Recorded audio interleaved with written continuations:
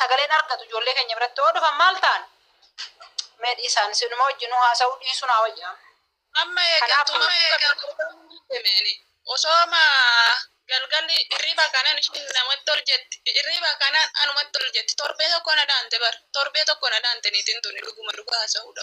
Isa macarrashaa kaleessa namtichi natti ol ka'e namtichi poolisiitti dabarsitee naqinnite poolisii natti waan ta'e namichi na dhaane isa macarrashaa jechuudha.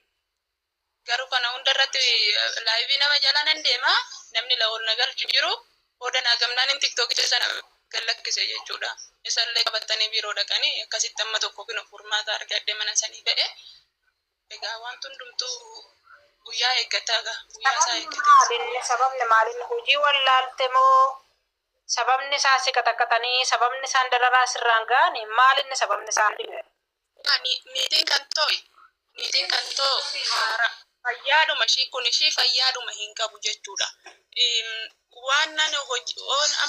Waan tokko mana keessaa yoggaa dhumu maa mana keessaa dhumu waan tokko dhume jira taana ishiin dhuftee na qabatti wanti tokko mana keessaa dhume taana ishiin dhufteetu na qabatti amma isa macara aduu gaafa duraa maal irraan ijemmarte beekta gaffaasaa harkatti godhatanii hojii hojjetan kana mana keessaa dhumu gaafa inni mana keessaa dhume shunkurtii honjisi gaafa na jettan hin jirume jedheen akka dhume immoo lafattan itti hin jirume bitaa jedheen itti gaafa dhumeeru ani dhumeen jedhen isinitti misila maala godhan gaafa sana dhufte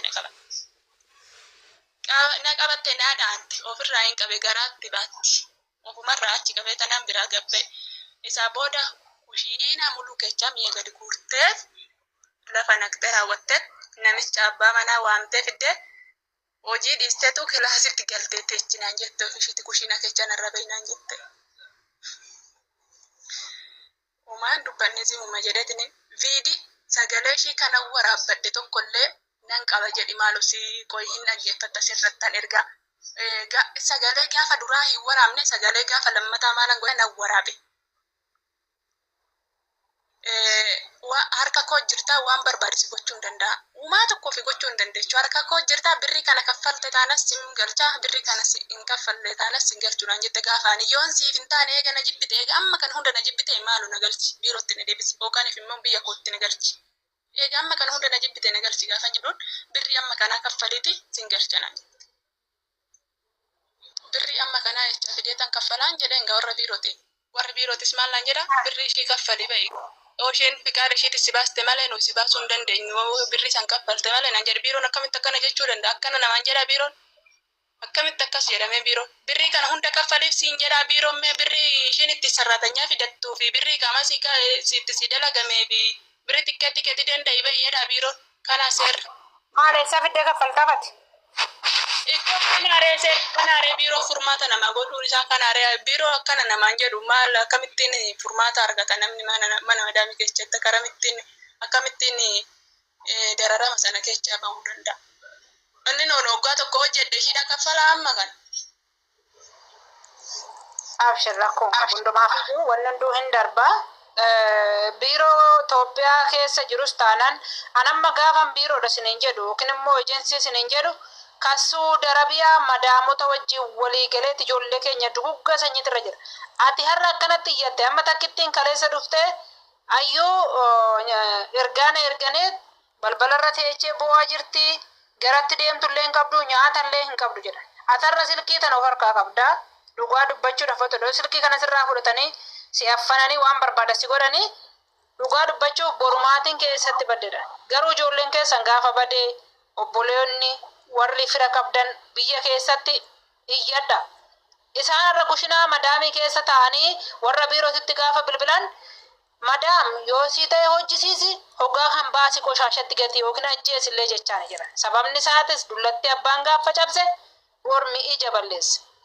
Mucayyoon tun dararaa addaa keessa turte dhugaa dubbanna ta'e garuu immoo lubbuun tun namseen tuni baga harka namaa hin jiraatin malee taatee intala tanarra ga'e dhugaa dubbachuuf namni uniformii ofii bitatee nyaata ofii bitatee durallee sarraatan nyaat ture uffata ishiin qabattee dhuftellee harkaa fuutee gattee kana biiroo Suudi Arabiyaa keessa jiru maal akka nu hojjetu bichaa hin beeku amma ndoo haa cufamu jechaa jiranii ndoo surmaayyuu hin qabnuu fi qabnaan addaan hin qabnu gaafa jedhanii addunyaan illee beekuu qabdi ijoolleen keenya dhumaa jiran kan Har'a meeqatu biiroo san dhaqee lafa jalatti hidhamee jira.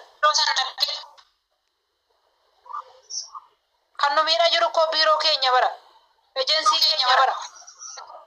Dhugaa isiniin jedha. Ijoolleen keenya dararaa namni hin argine argaa jiran.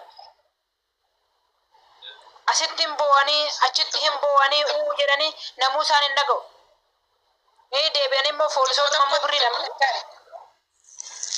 Kana ammas immoo jedhaani. Bagan daataa fayyadame. Bagan birrii kootiin daataa koo fayyadame jedhaani. Tokko osoon daataa koo fayyadamne ta'ee tokkoffaa lubbuun kootiyyuu mana sanii hin ba'u. Daataa koo fayyadamuun koo baay'ee na gargaare. Odoo waayifaa ishii anaaf fayyadamu ta'e waayifaa sana narraa cufatteetu waan barbaadde na gooti. Garuu daataa koo fayyadamuun koo baay'ee na gargaare. Maaliifin karaa baay'eedhaan daataa koo kaardii koon dawwaladhee ta'u amma kana furmaata argatte waan ta'eef tokkoffaa koo wanti anaan baay'ee na sodaachise manni koo laalu banaadha. Barri hin qabu. Kilaasiin kiyya barri hin qabu. Amma yeroo nani kilaasii kiyya galee akkana galchiise ishiin nufte natti. Ani waanuma ishiin barbaadu jechuudha. Isa sanillee ni mande biirootti maaloo mee kilaasiin koo barri hin qabu. Barri banaan bulaaniitiin akkanatti natti tolseentetii narra deemaa buufti. Ani rakkoon tokko mana koo keessa hin jiru jettee ijoollee mataa waliin dabarre ijoollee abucaacatu mana keessa jira. Namni ishii tuqu tokko hin jiru wanti ishii irra ga'u tokko hin jiru jettee barri kan gaggeeffadhu ciisi.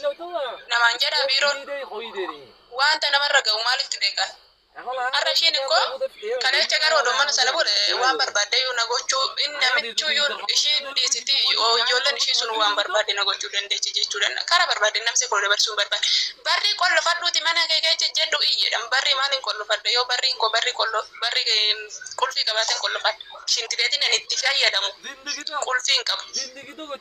Manni na itti galu qulfii hin qabu. Shintibeetii yeroo nani dhaqu narratti bantee natti seenu ani waan ishiin barbaadu namni shintibeetii hoggaa fayyadamuu seenu shintibeetii namarratti bantee namatti dubartii namatti seentee maannime. Shintibeetiin as seena kara shintibeetii dabarraan ishiin shintibeetii baddeesse.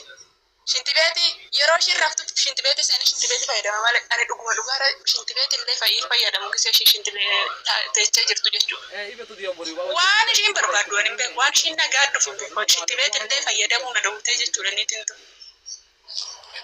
Kana hunda garuu biirooni maaloo yaa biyyaa ani kana kechaan jira waan jedhuuni isaan kan isaan ittiin naas fararraan birri isaaniitiin naas fararraanii birrii kaffalii ga'inaan jedhanii anaan kiroo garuu uumaa miti rakkoo ani waanuma hundaa kanan galateeffadhu namsee koo mana sanii waaqayyo baasuuf lammaffaa immoo ammas akkan deebi'eetoo nagaadhaan kara biyya kootii galu. Waaqayyo manan karadhaan waan kan darbe darbee waan nan godhu furdaa kootis galu harka duwwaas galu maalii kootinis galu namseen koo bichaan nagaadhaan biyya akkanaa ga'uun barbaada ammumaayyuu na bira hafaniituma osoo nagaadhaan tikkeetti nagaa naa kutanii nagalchanii ana waan barbaadu isa bichaan.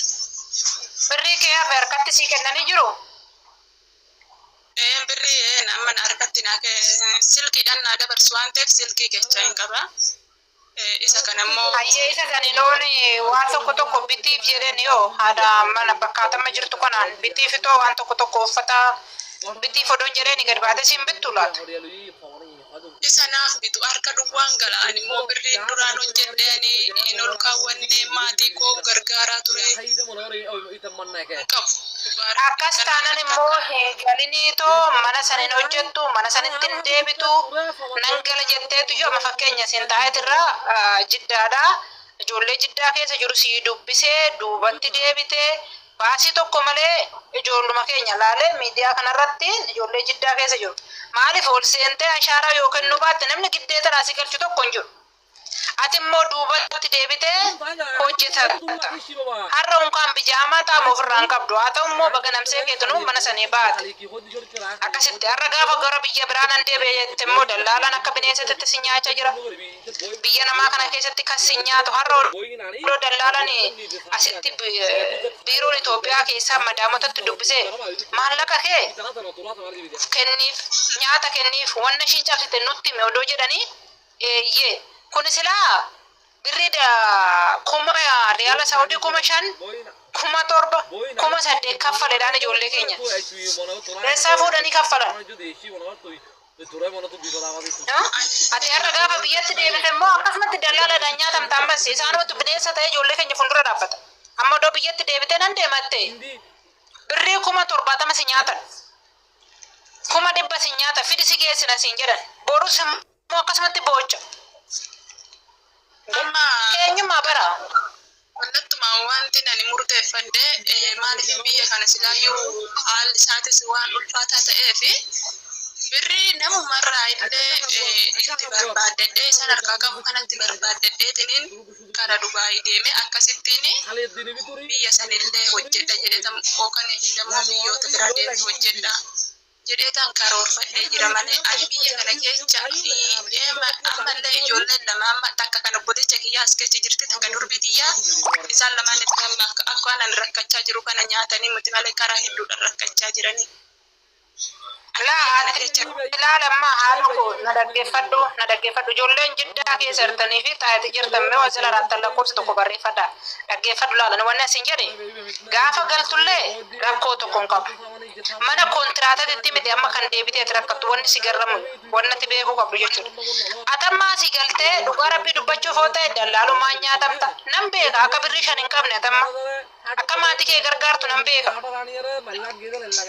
sila kana ta'eefuu ijoollee achi keessa jira nama muca'uun takka dhiyoo kana intaluma salaaletti isheenis akkuma kee kanatti si kaa'ee agarsiisan baay'een jedheen mana sanii baatee duubatti deebite mucayyoon tun hin hojjetatti kinoo nagaan teeche atis immoo hin hojjetatta rakkoo tokko hin qabu har'a immoo dogalte dallaalaadhaan kuma meeqatamaa kuma 50 keenyumatu ijoollee keenya nyaachara bara nama biraatitti fakkaata.